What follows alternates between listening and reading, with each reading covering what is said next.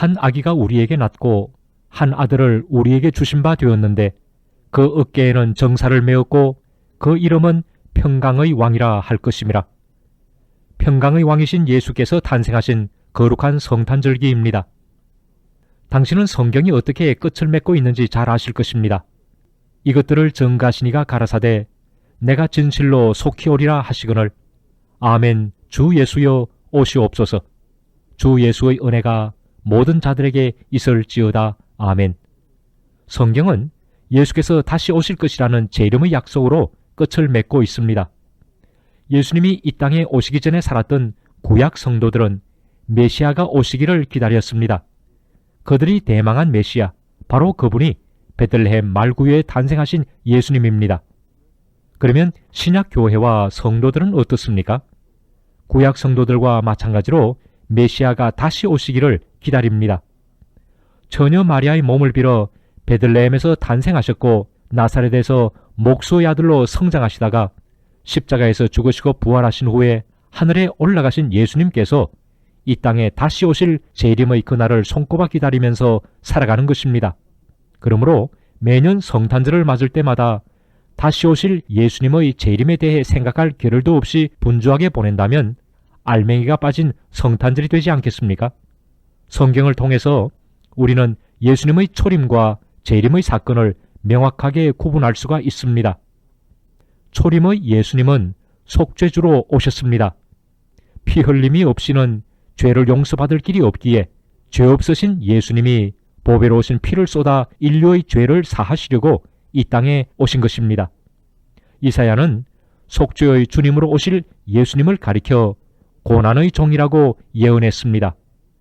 세례 요한은 초림의 예수님을 가리켜서 세상 죄를 지고 가는 하나님의 어린 양을 보라고 외쳤던 것입니다.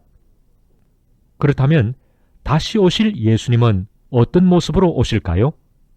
재림의 예수님은 심판주로 오실 것이라고 성경은 선포합니다.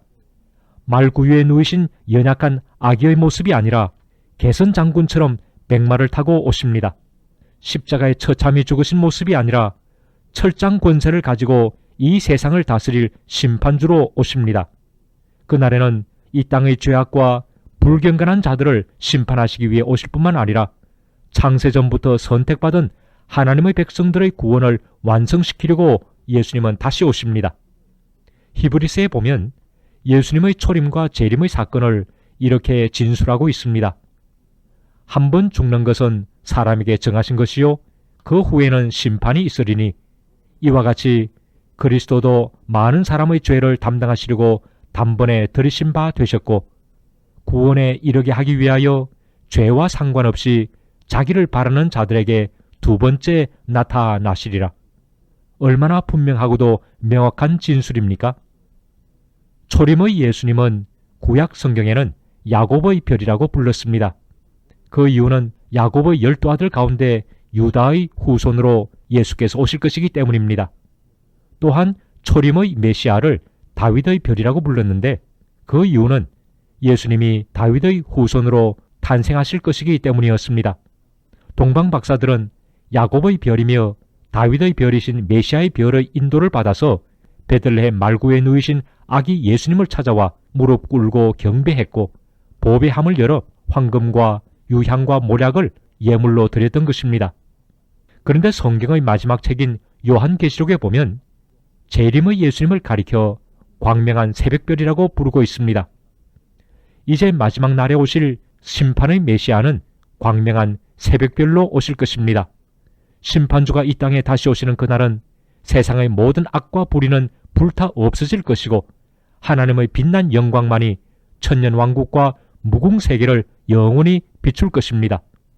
처음 하늘과 처음 땅은 간데없이 사라지고 새하늘과 새 땅이 도래하게 될 것입니다. 얼마나 놀라운 환상이며 비전입니까? 얼마나 영광스럽고 복된 소망입니까?